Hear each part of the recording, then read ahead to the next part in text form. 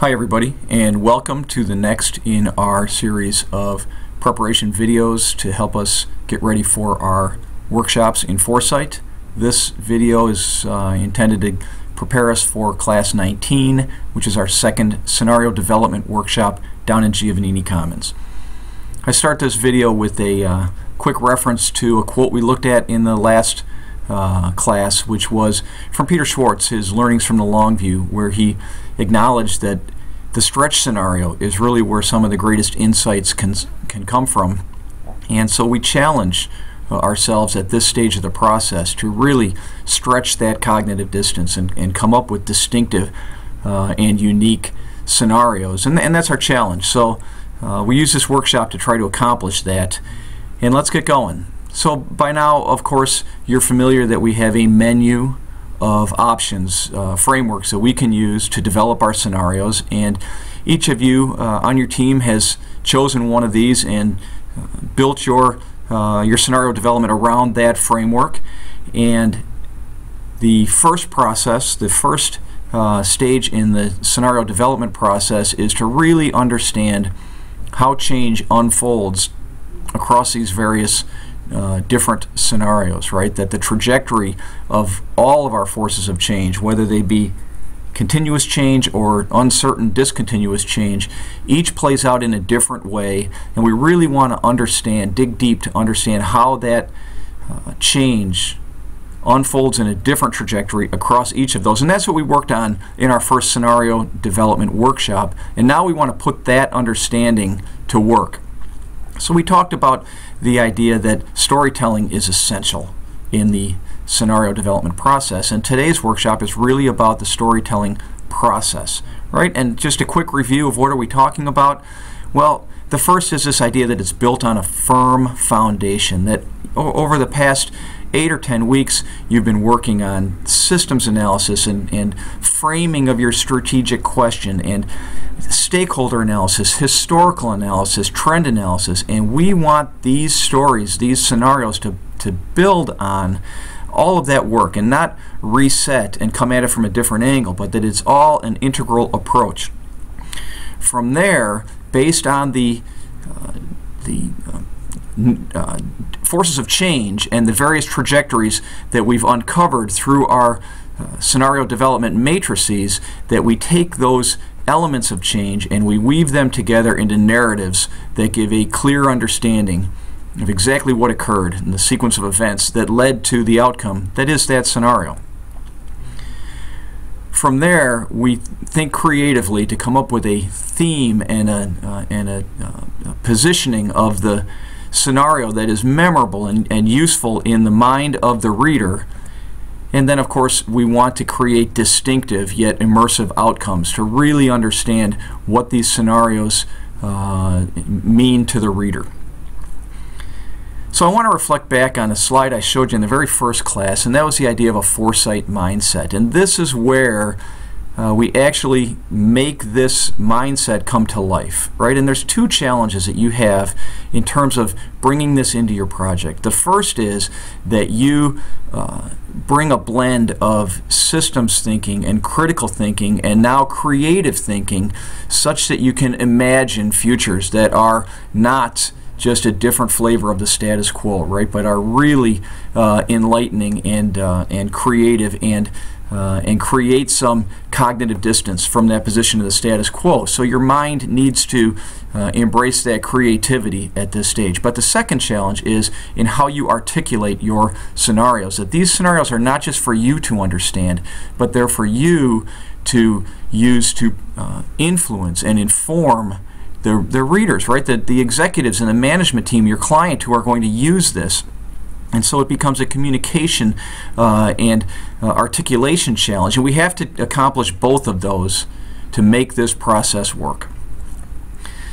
So let's look at a few examples. We showed this one in class the other day, and I show it just to quickly give you a reminder, right? The green building scenario began with a sequence of events narrative that gave a clear understanding of what occurred, which led to the theme and the identity, Renovation Nation, for this scenario, which then gave us an immersive description of what life in that future scenario was going to be like. So there's an example. Let's look at a few more. Right, we looked at the shell scenarios, right, and that the scramble and blueprints enabled us to really understand very easily and in a very memorable sort of sense what those scenarios were all about, creating this thing we call memories of the future, right, that we can immerse ourselves and our management teams in those scenarios before they occur, such that we can wind tunnel test our strategies and they can use it as a flight simulator sort of thing to really understand what they would do in advance of that scenario unfolding. Let's look at a couple more. Here's an example that is posted on Sakai, and it's a hardware retailing scenarios example, right? And so they used the 2x2 double uncertainty matrix, and they're in the hardware retailing space. Think Home Depot, right? They looked at emphasis for the homeowner, right? Is it a lifestyle sort of thing, or is it more of a safety and security sort of world? And then the state of the economy, is it growing and stable? Do people have discretionary money in their pocket, or is it declining and volatile? And you can see the scenarios that they came up with, right, with great names and a quick little short summary. Scared simple, Mikasa is Mikasa, Feng Shui, that you can see the theme and branding that they came up with. So go and check into this example posted on Sakai if you want to learn a little more about how these guys did it.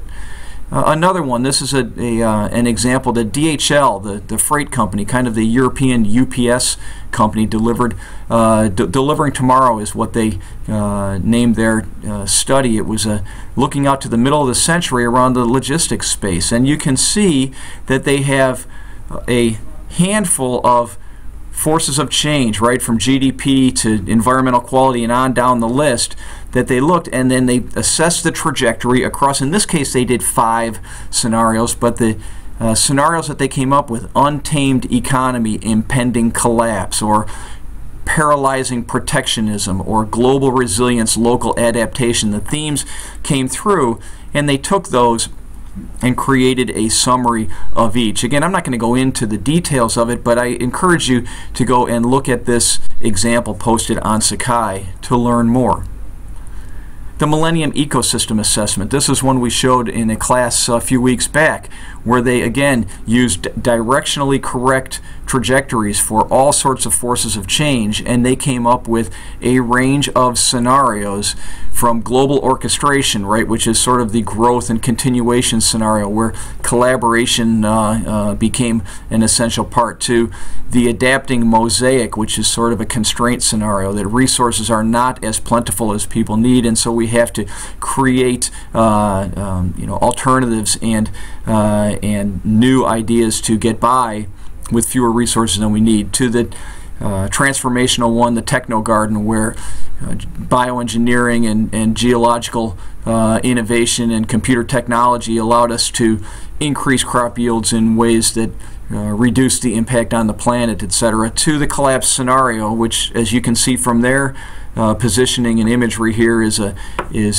haves and have-nots sort of world. They call it order from strength. So go ahead and reflect back on that report, which is posted on Sakai, and you'll see how we take the change that we understand and extrapolate it into 4 divergent scenarios that are clear, distinctive, memorable. Let's look at a couple of examples from prior student projects just to give you a sense. So here's one. A team a few years back did a project that was exploring the potential impact of the Olympics on the future of Brazil.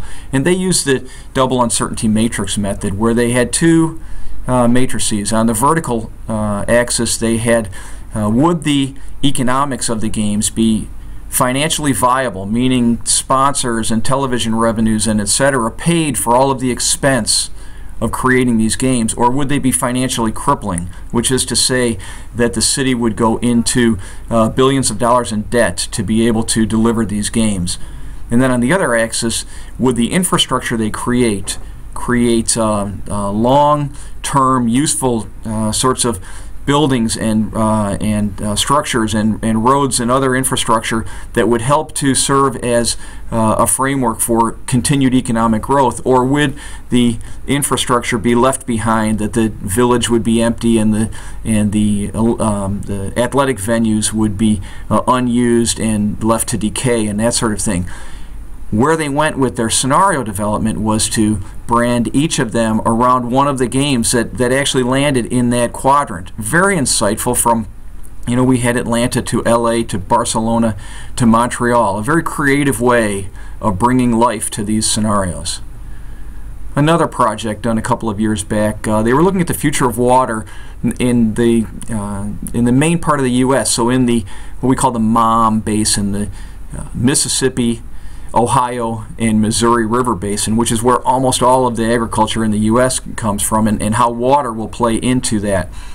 And you can see that their scenarios were connected to the theme that is water and agriculture and that sort of thing. So their growth was a plant scenario, constraint was a harvest scenario, transformation was a sprout scenario, and collapse was drought. So you can see how they connected the themes back to the foundation of their topic. And you can download the slides and read these quick summaries for those to just get a sense.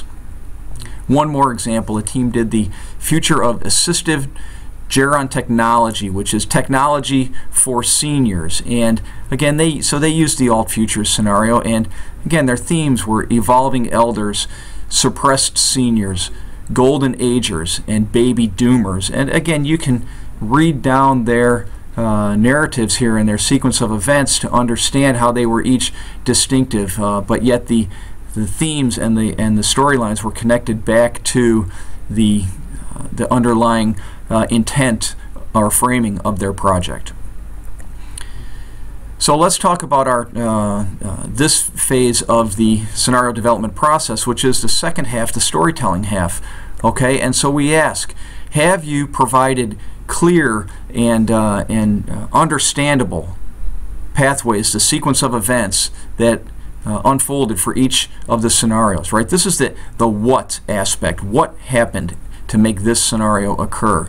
And then from there, have you brought in the why element, right? That the what occurs either because humans, people, fought to shape that future and influence that outcome, or that after some sort of crisis occurred, that there was a reaction to that. And so we want to bring humans into our stakeholders into our discussion. Does the narrative for each scenario create outcomes that are in fact distinctive? And there's two layers there. That is the expected scenario distinctive from the status quo, that don't just describe where we are today as though that is the future. We need to imagine that that's going to be a 10-year journey that's going to lead to a very different place. And then across the range of scenarios, are they each distinctive from each other, right? Those stretch scenarios are essential. And then finally, have we created those identities that are memorable and meaningful? And that's the challenge that we seek to accomplish in this workshop. So our objectives for the workshop: number one, use the development matrix that we have worked on in the first scenarios workshop as our starting point. Develop the sequence of events narratives, which is basically reading down those columns to understand the things that occurred that become the storyline for the narrative. Have we identified memorable and creative identities for each of the scenarios? And finally, are the outcomes immersive in the way we describe them? And that's our challenge. And then as we get to the back end of this process, we want to ask, have we built a process that starts to integrate all of these stages to create that document that is, in fact, our foresight forecast? It began with a trend analysis strategy. It worked through our data gathering and trend analysis into our expected scenario, through uncertainty assessment, and into the creative storytelling that became our 4 scenarios. And it's an integral and synthesized process that we seek. And by doing it this way, your deliverable, what you turn in on your foresight forecast, is going to be really strong and really get you there. So that's what we have for this class. A quick look into our next class, another workshop. We will meet in Giovannini. I want you to read a quick New York Times article called In Pursuit of the Perfect Brainstorm. And remember, your foresight forecasts are due on Friday. Thanks and have a great day.